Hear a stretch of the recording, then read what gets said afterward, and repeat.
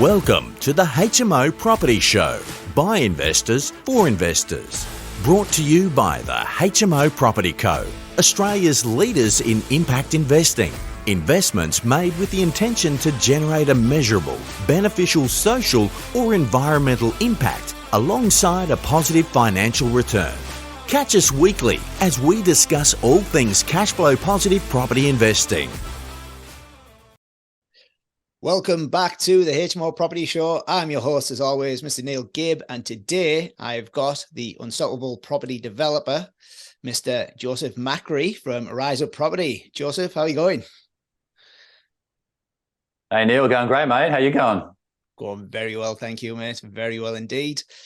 Joe, you actually teach people how to create six figures by flipping off-market deals. Is that right? Absolutely, mate. Absolutely. Fantastic.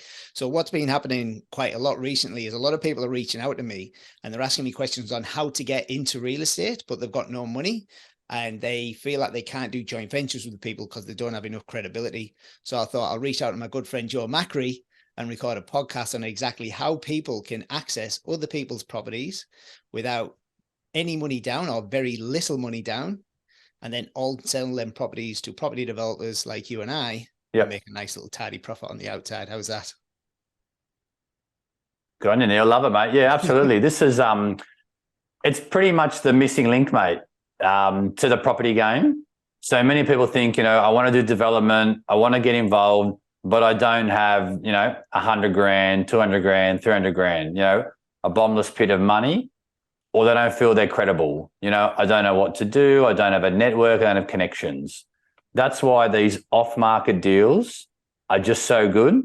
And mate, we tie them down with a property option.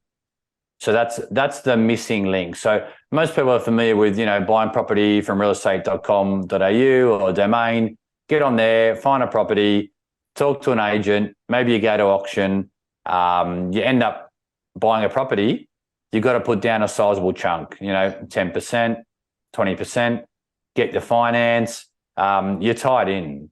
So what's so good about an option is that we can tie down that deal with next to no money down.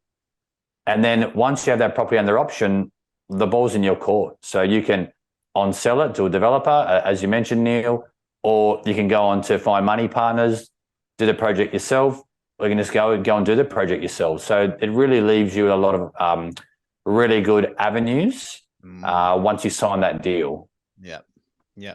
And because we don't physically need to purchase the deal as well, we're just technically in control of that block of land or property, whatever we're putting that option across. Is that right? Yeah, absolutely. Yeah. So we're finding the deal off market, as you mentioned. We're going to a direct negotiation with the seller. So, it's mum and dad. It's people who've been there for 20 years, 30 years, 40 years. They want to retire. They want to move on. So it's a direct negotiation. You don't have that agent in the middle where you don't know what they're saying or what they're doing. In that negotiation behind the closed doors. So yeah, it's a direct negotiation. Yeah, great. There's a couple of good quotes that I like that kind of as you know. Yes. Oh yes, mate. Yes, we've done plenty of options, mate. Some with your help as well, mate, which I appreciate. There's a few good quotes that I like. One's John D. Rockefeller that said, own nothing but control everything. And with an option, we are technically in control of that property, aren't we? Absolutely, yeah. It's it's a legal agreement. It's legal and binding. So everything we do, goes through solicitors. So we'll send a letter out. We'll have a negotiation. If we lock the site down, we go straight to solicitors. Everything's above board. It's a legal document. As you said, Neil, it's legal and binding. We have control of the property. Yeah. So that option really is just that stepping stone, that gateway. So, yeah. Yeah. And another good quote that I like is work smarter, not harder. Which means making money work for you, but there's an element of hard work that needs to go in first before we can create that cash equity and invest that into assets that create cash flow, which is when your money's working for you. And technically you fall into that working smarter category. So today, Joe, if it's okay with you, I'd love to go through the 6 steps to 6 figures, which you teach your students, and talk about like how we actually find these deals, the things that we do to make sure that they stack up, and then how we actually offload that to a property developer. Is that okay with you? Absolutely, Neil. Absolutely. Beautiful, mate. So yeah, mate. So a lot of. I'll go on. You go. I was going to say, firstly, mate, before we get into it, can you give us a bit of a background on how you got into property options? Yeah, mate, absolutely. So my story goes back about 10 years ago. At the time, I had a business. I had 4 properties, buy and hold, with, the normal occupancy setup. Yep. So pretty low rents, pretty low yields. My properties were negatively geared. I had a business. I was struggling, struggling to make ends meet. Even though I had 4 properties in a business, a good business, earning $200K a year. Then I started hearing about development, and I thought, how can I get into this? How can I get into this, in the right way, in a safe way? And what I love about options is that we always negotiate a due diligence period. So we have a 90-day due diligence clause.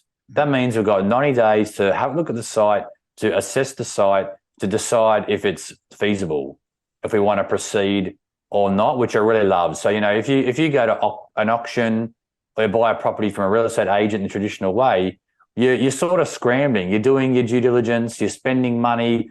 You don't even know if you're going to get the property. You might miss out. Then you got to start all over again. So that's that process. And if you buy a property, you're stuck with it. So I started out. I heard about options. I thought, sounds like a pretty good way. So I did a training program. That was about 10 years ago now. Learned the ins and outs of options, but there was still some missing links. So I, got out there, got my hands dirty, sent out thousands of letters, truckloads of letters, had phone calls, ended up closing deals. So, I've sold options, I've bought options, I've gone on to develop all the way through. And what I love about options, as I said, the due diligence period is phenomenal. Also an extended settlement. So typically I'm negotiating at least 12 months to 18 months on the settlement. You can defer the stamps, which is fantastic. And we have that due diligence period where, if you want to pull out, you can pull out. You've only lost, who knows, $1,000, a couple of grand at most. So it really, really protects you. Really good risk management. And there'll be a few people listening to this podcast now. It might be the first time they've heard about property options, and they'll be thinking, why would anybody give you all of this control over their property when they could just go to a real estate agent and sell it through the standard channels and make some good money? Yeah, exactly, Neil. It's a very common question. As you know me for many years now, and this question is commonly asked by real estate agents. So to any of real estate agents, tuning in, love you guys, respect. Definitely need real estate agents in the property journey, but not up front. And unfortunately, a lot of people will know that there's many people out there who just don't like agents. Okay, I love agents personally, but many people don't like agents. They're scared of agents. They don't like them. They may have had a bad experience in the past. So when we front up, we send a letter. It's a very nice letter. It's very simply worded. There's not a picture of me on a driving a Ferrari or a Lamborghini or on a boat. Or we don't turn up in a 3-piece suit. It's just basically people who want to help people who want to make money. So Neil, why would they do an option? Firstly, some people like the extended settlement. They don't want to have that pressure of having people walk through their home. They've got to keep the home immaculate. They might have to get it painted or, mow the lawns every week. They don't want to go through that, have people traipsing through their house. They hate it. So we take that out. Yep. We give them an extended settlement and we give them certainty. They might want to have, their last Christmas in the house, or they might, maybe their son's getting married, or but a new baby was born. They have sentimental reasons why they're happy to give us that 12 months or beyond. And then finally, we always pay them a really good price. So we pay them at least market, or if we can, over and above the market. So we look at our feasibility. We look at the numbers. Now, if they're giving us 12 months, that's going to save us upfront costs on stamps, bank fees, interest, holding costs. We will have to pay that all when we settle on the property, of course, but we're deferring those payments. So in that 12 months, we can sit down and have a look at it and say, we're saving 30, 40, 50,000 here. Mm. So what we do is we share some of that with the owner by giving them a better price. And you'll be surprised. Many people will go for it. It's a win-win situation, isn't it? A win-win outcome. Like you say there, it's the outcome is tailored to suit them, but we're also making a buck on the back end as well, which is win-win. Absolutely, mate. And, we're doing the due diligence. So depending which way you want to go. So, Neil, you're a developer.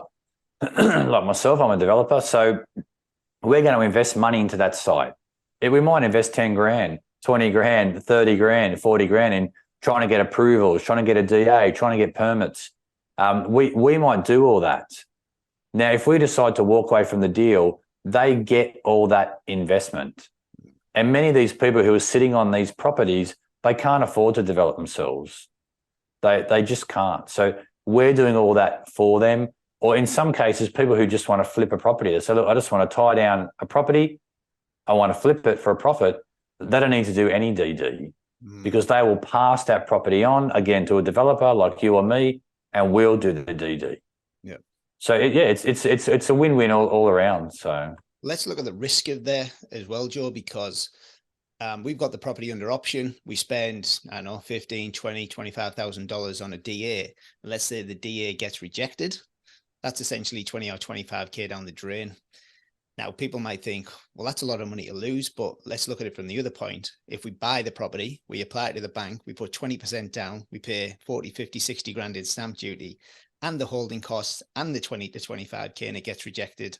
And then you're stuck with a lemon that you need to sell at a lower price. So the way you can actually mitigate the risk on the development site using options really makes them, yeah. But to be honest, we don't buy many sites now without taking them under option, or at least at the very minimum with a DD clause in there as well.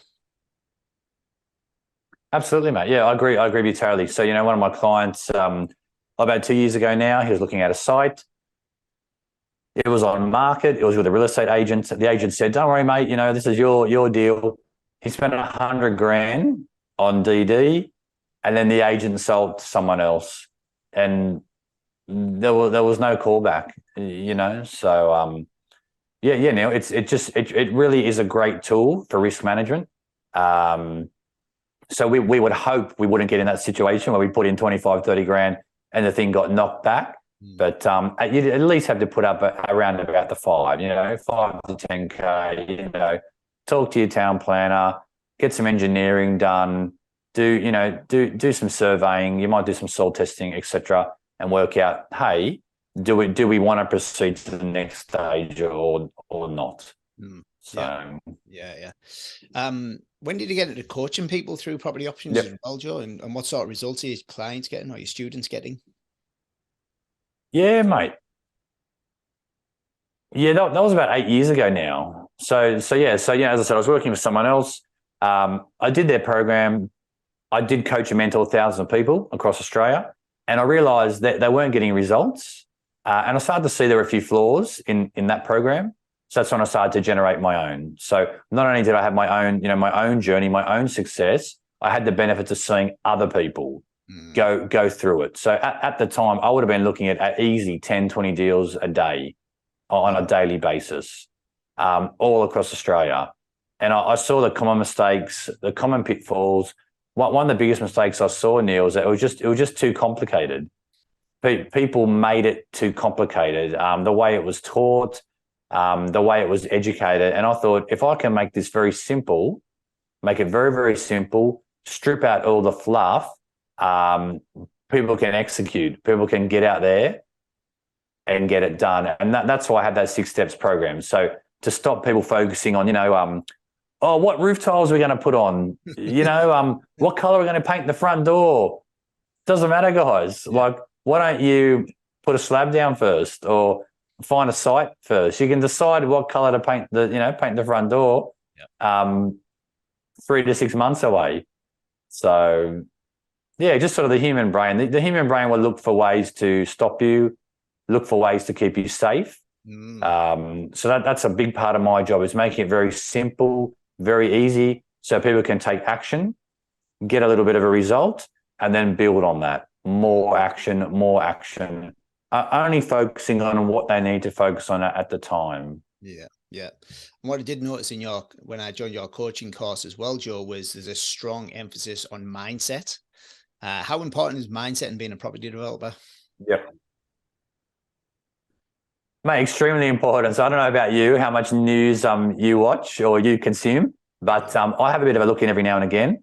Obviously, it's all about the interest rates, petrol prices, construction costs. There's always doom and gloom in the media, if you guys notice. So I've been in a property for 20 years. I know, Neil, you've been in for an awful long time.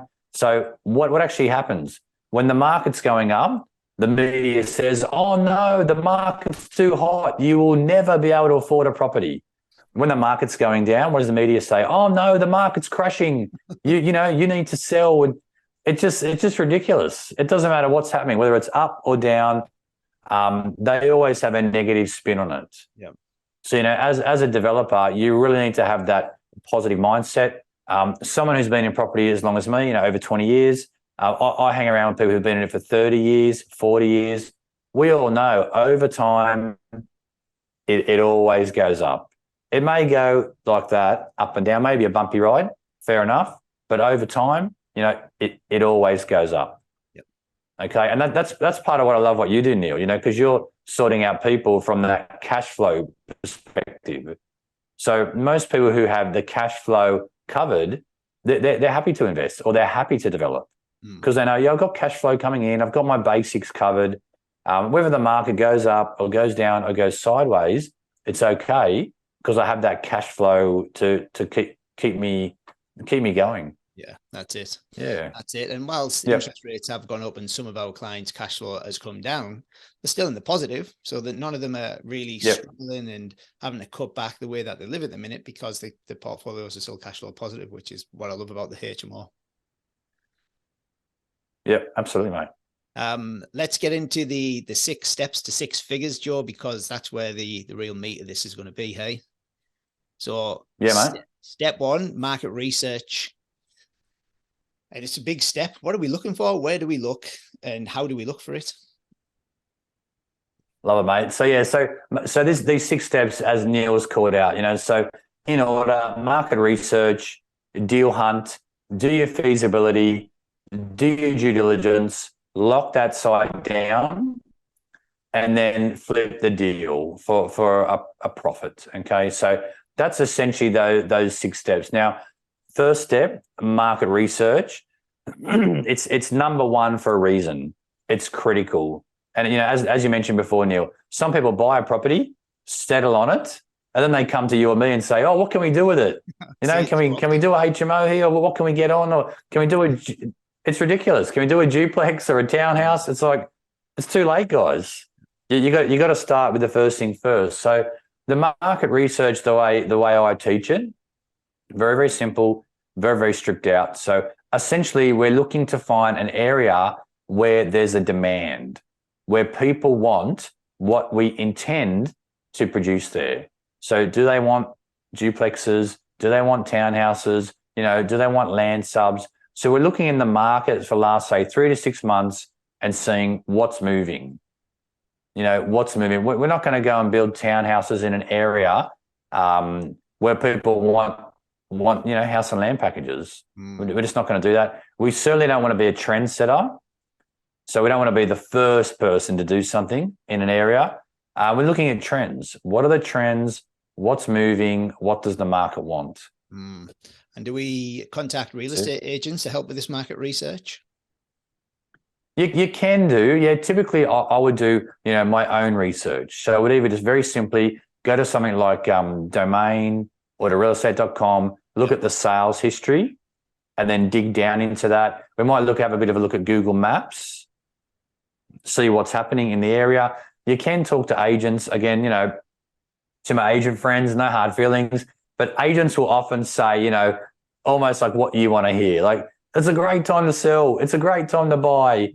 It's often very, very similar lines, unless you get those real like great people who just tell you the truth, tell you how it is. Nah, it's not a good time now.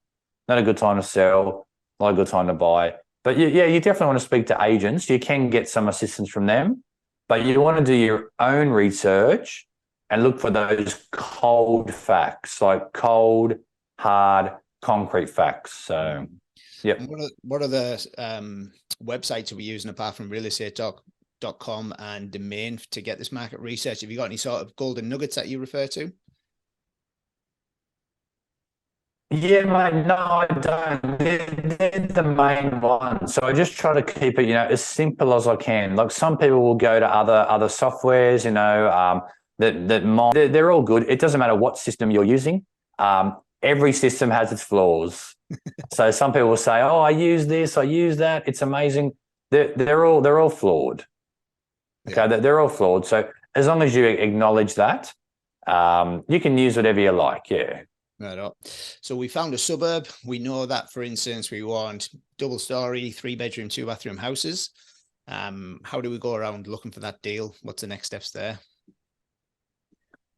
Yeah, so the next step. So essentially, we're doing that market research to work out, what is selling in the area. So let's just say that, like townhouses are selling. We say, okay, townhouses are selling here. Now we want to reverse engineer this. We want to look for a townhouse site. So obviously, if townhouses are selling, as single units, single townhouses, maybe 20 sold in the last, say, 3 to 6 months ago, this looks pretty good. Now you want to find a townhouse site. So obviously, we need to find a site that's big enough so we can get a heap of townhouses on there. So I'd be aiming for a minimum of 3 to 4 upwards. Mm-hmm. So we have a way to calculate that. So let's just say the townhouse is on a small block of land. You'd multiply that by 4 or 5 and then add 10%, and that'd be your minimum. Then we look for sites in a particular suburb that have the right zoning and that size and upwards. Now, Neil, that's where the software comes in, as you know. So I recommend a certain type of software. I'm happy to say the name, Neil, if you like. I don't have shares in the company, as you know.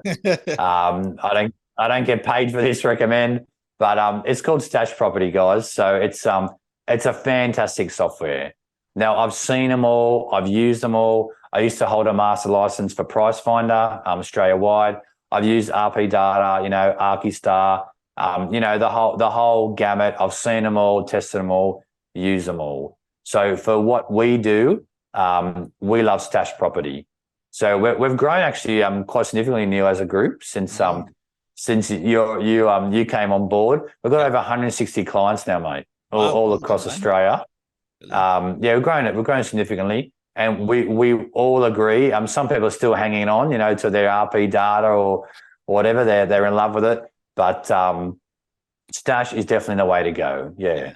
As far as finding those sites. I know the owner of Stash. He actually lives in Perth.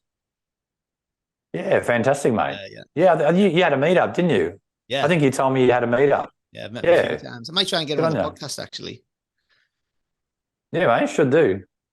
So we found a site, let's say, and Perth specifically, we'll talk about the zoning in Perth. We've found a 1,000 square meter R40 site. We know we can get 3 units on there, probably 4 to push, but they'll be small and pokey.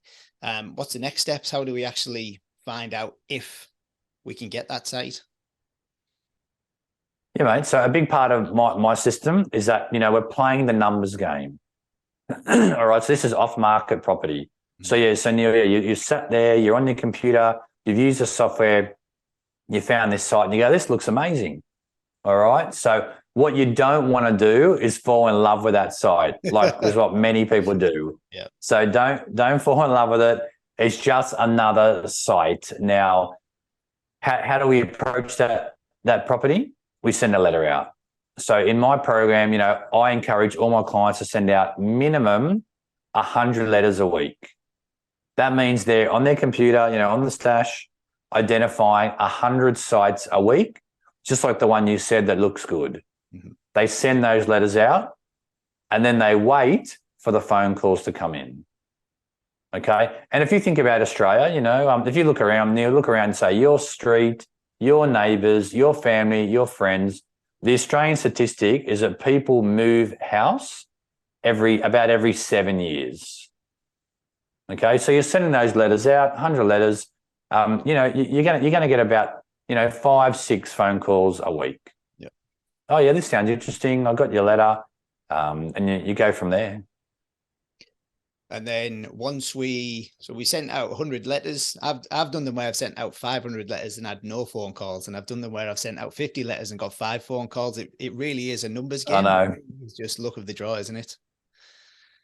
Yep. Pretty much, yeah. So yeah, you send out the letters. Oh, go on. Yeah, go on. Yeah, no, please take it away. Yeah, mate, yeah. So you send out the letters, you get the calls back, and then you basically start that negotiation process. Yeah. All right. So the way that works is that, you know, we're all about integrity.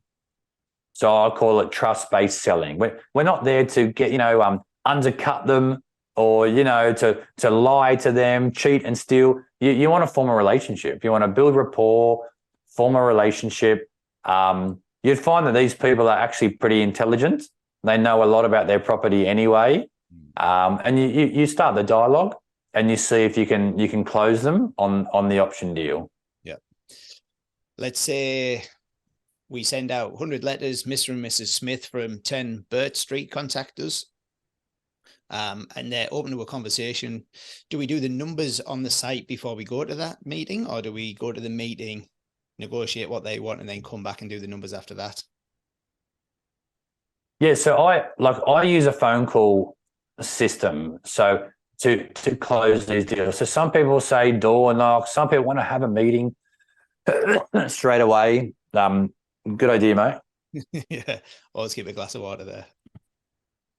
Good on you. Some people, you know, they might want to have a meeting straight away. I don't advocate that. As I said, some of these people are very clever, and, you know, they love to meet with you. When they see Neil on Monday and they see Joe on Tuesday and they see, you know, Mary on Wednesday and Karen on Thursday, they just loving that. They're just loving to have people over, talk about their property. I don't advocate that. So I want to try to, you know, get some qualifying questions first before we go for the meeting. All right. So I'd get them on the call, have a conversation. We really want to find out, are they open to the extended settlement? That's the first thing that's really important to us. Are they open to an extended settlement? You know, 12 months, 18 months. That's really one of the most attractive features for us. Then we go into, you know, what sort of price they're looking for, DD period, commitment fees, you know, all sorts of things. Now, if that seems to be good, that's our first call. We'll say, look, this is fantastic. I need to go back to my team now. And, you know, we'll do some numbers. We'll talk to council. We'll come back to you within a week's time. So in that week's time, what do? Obviously, Neil, you do your feasibility at that stage. You do some more investigations. You know, if you're in my program, you talk to my team, and we'll all work on it together before we go back to them. Okay. And if you go back to them on that second call and they're positive, yeah, okay, we like this, we like the price, we like the terms, then I would look for the meeting. I look for the meeting. On that meeting, we're looking to sign them up. So we're taking a heads of agreement, as you know, which is non-legal and binding, just a one-pager. We're looking to, you know, meet them, have a look at the site. If everything checks out, everything looks good, we're going to get their commitment there and then on the spot. Yeah. You mentioned a heads of agreement there, Joe, as well. What is a heads of agreement? Heads of agreement, essentially, it's just a one-pager. It's just a one-page document that we print off ourselves. It's got their name, you know, our name on it, and just those key terms. So the key terms being the extended settlement, the price, the commitment fee, the due diligence period. And then once, you know, you go out there with them, you know, you break bread, you seal the deal. We're going straight to the solicitor and they to get everything formalised. And the solicitor generally complicates. Say it, mate. The solicitor generally complicates. Absolutely. Puts it into a long document. It makes it sound really complex.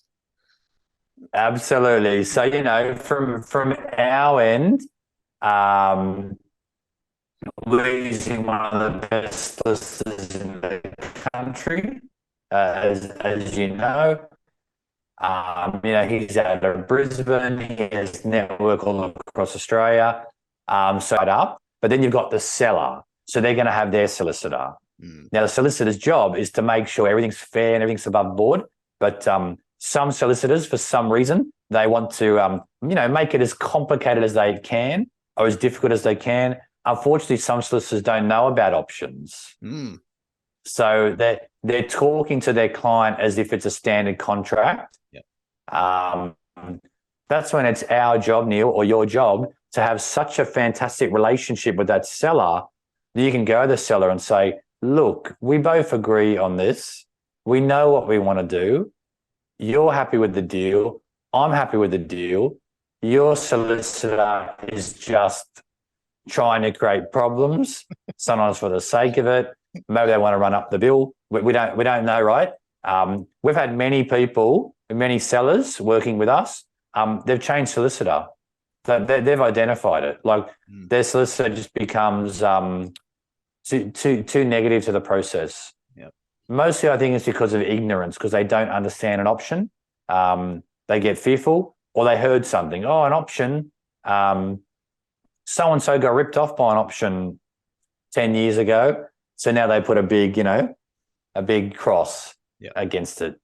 But so we've finally got the solicitor. They've agreed. We've signed the option contract. What's the next step from there, Joe? Mate, pop the moe, mate. Pop the moe. They say you're making money when you buy, don't they? That's right. This is a really good position to be in. So, if especially, say someone like yourself, Neil, if you know what you're doing, if you follow the system and you sign a deal, it should be a very good deal. Okay. So once you've signed it, you've locked it down with an option, it is now yours. Okay. So no one can take it from you. Now you have those avenues. You can either go and flip it to a developer, or you can develop it yourself, or you can go into a JV and get some money partners. So that's going to be the next step. Now, as you said earlier, Neil, let's just say for some reason it's a dud, you'd be walking away. You can try and renegotiate, which I'm really not a fan of. It's quite difficult to renegotiate, but you can do that. You can renegotiate or walk away. Yeah. We've made some good money optioning sites and developing them ourselves in the past. I've never actually sold one onto another developer, and I've never really purchased one yet. But the last step in the 6 figures is to sell the deal. So how do we? We've got the block under option. We know that there's a 25% profit margin in there. How do we know who to sell it to, and how do we find that person? Absolutely, mate. So it all comes down to the steps and signing that good deal to start with. Neil. So I've also said, oh, Neil, I've got a treasure chest here. It's up in the roof here. I can't get it, mate. I'm not a young bloke like you. I need to come over here, fly to Sydney, get up here, get the treasure chest. Now, mate, I can tell you that treasure chest, it's full of bits and pieces. Mate, if you put it together, you're going to make $1 million from the bits and pieces in there. Now, I can't get up there and get it because, I'm too old. Mate, can you give me 50 grand for it? I guarantee you'll make $1 million. Now, you've done your due diligence, you've done your homework, you're convinced it's a no-brainer. So very similar process with an option. So, you're optioning a site. It's a good deal. It's going to have the profit there. It might have $700,000 profit. Now, you're a developer. You look it over. You do your due diligence. You're like, this is a fantastic deal. How much do you want for it, Joe? Oh, look, mate, I want 30K. And you're like, it's a no-brainer. I'm going to give, $30,000 so I can get this option deal. It's got a 12-month settlement, 9-day due diligence. The commitment fee is often very low. We're always aiming to get a commitment fee of $1,000. Well, we pay $1,000 to hold that property for 12 months. and there's legals there. It might cost you about $2,000 in the legals. So all told, you've put $3,000 down to control that property. If you flip it to a developer, you may flip it for $30,000, $50,000. I don't know if you saw it. Did you see Andy's deal out there last year? You see that one? I didn't, but I'd love to talk about some of the results, if that's okay. Unbelievable. Some of the results are unbelievable. Let's get into them then. Yeah, right. So you said you got 160 students in the group now. Is that right? Yep. Well done, man. All stages. We've got, some like you who've been with me, for the long term. We've got new ones coming in all the time. So yeah, it's a mixed bag. And mate, what I love about this group of people, it's people from all walks of life, like all across Australia, all walks of life. Like, we've got a nurse in there, we've got a corporate trainer, we've got a tiler. Mate, we've got people from all walks of life. We've got a lawnmower. We just got it all, mate. IT people. Yeah. There's actually some HMO clients in the group, and they're all. Yes, correct. Yeah, absolutely. Brilliant. So in regards to some of the deals that people are doing now, what sort of profit margins are people making, and what sort of timeframes are they making them in? Yeah, so generally we're looking for about 3% of the purchase price. So if you lock down a site, for $1 million, it's about $30,000. Okay. If you lock down something for 3 million, well, that's around $90,000 for the deal. Okay. So, and then the numbers work. So, it's based on the feasibility. The profit on cost is always going to be upwards of, 20, 22, 23%. So a developer can look at it, has a look at it and says, yep, there's profit in here.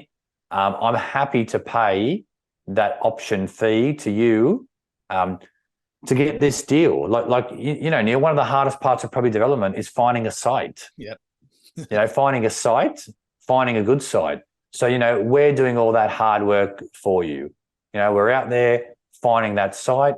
It's ready to go. And it can get to the point where developers are ringing you saying, Neil, Joe, I want a site in this area at this size. Can you find me it? That's absolutely. Yeah. Yep.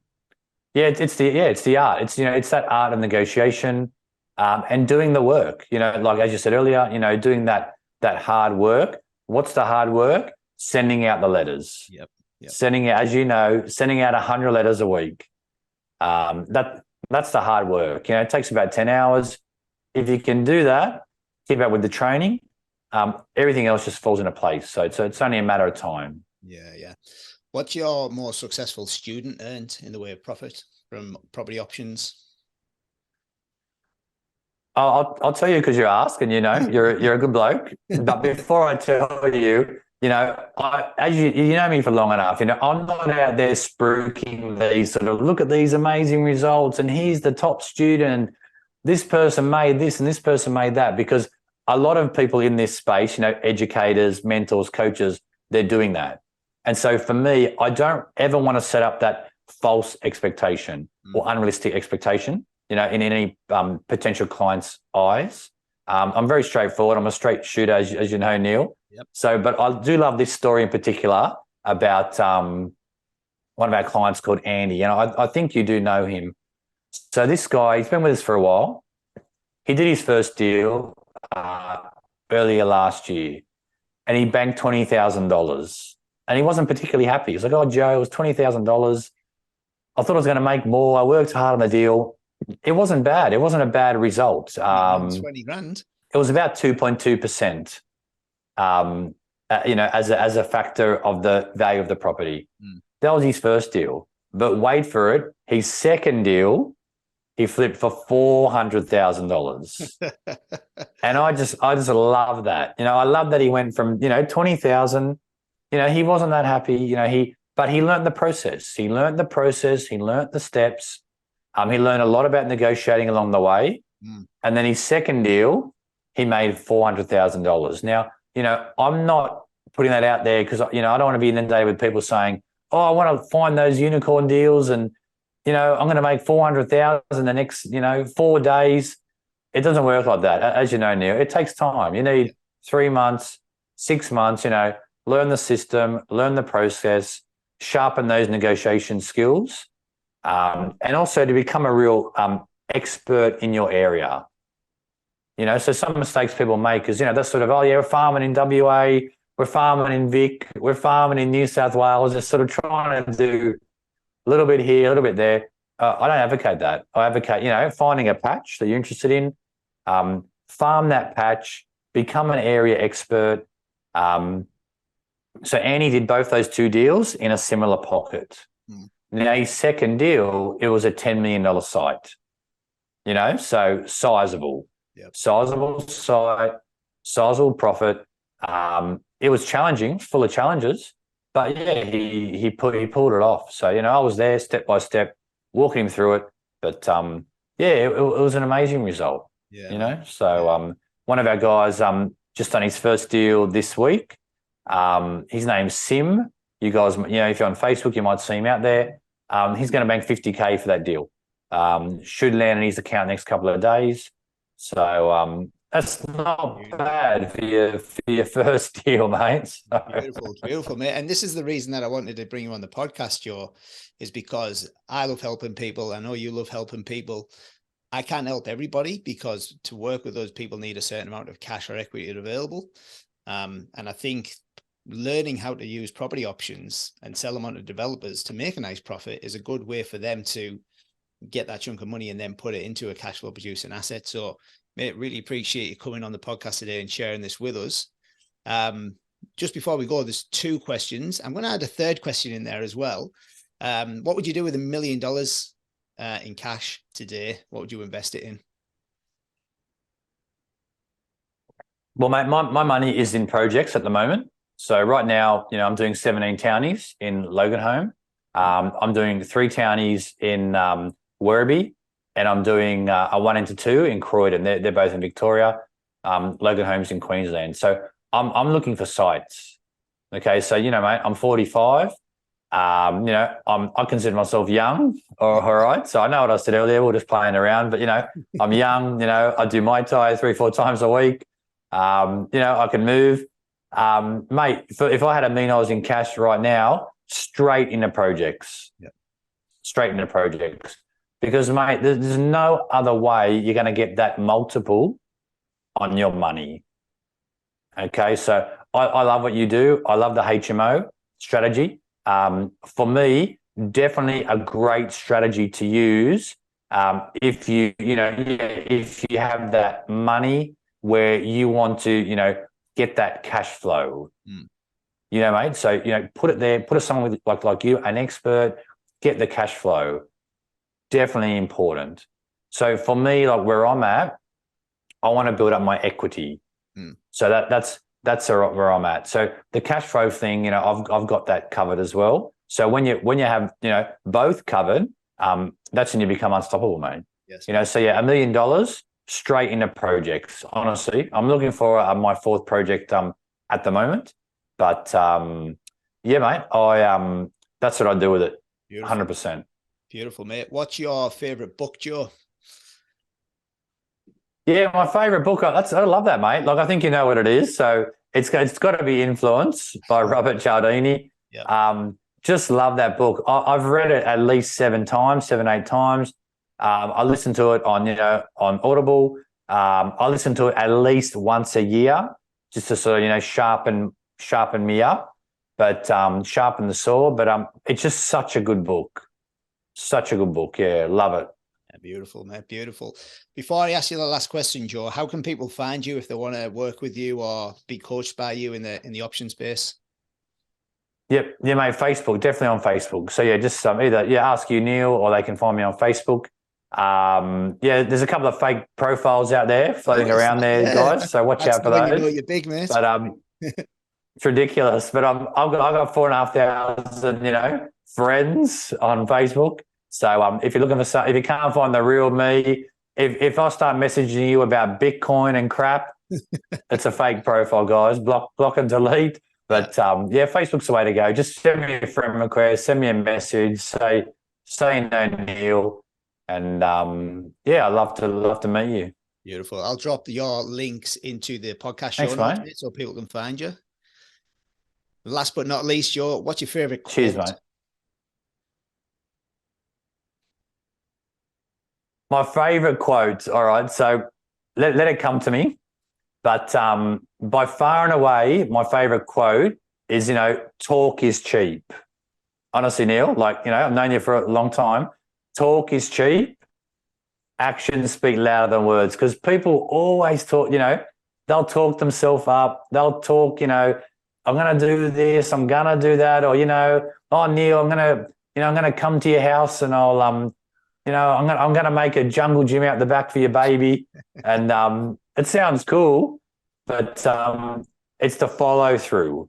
So yeah, talk is cheap. Talk is cheap. Actions speak louder than words.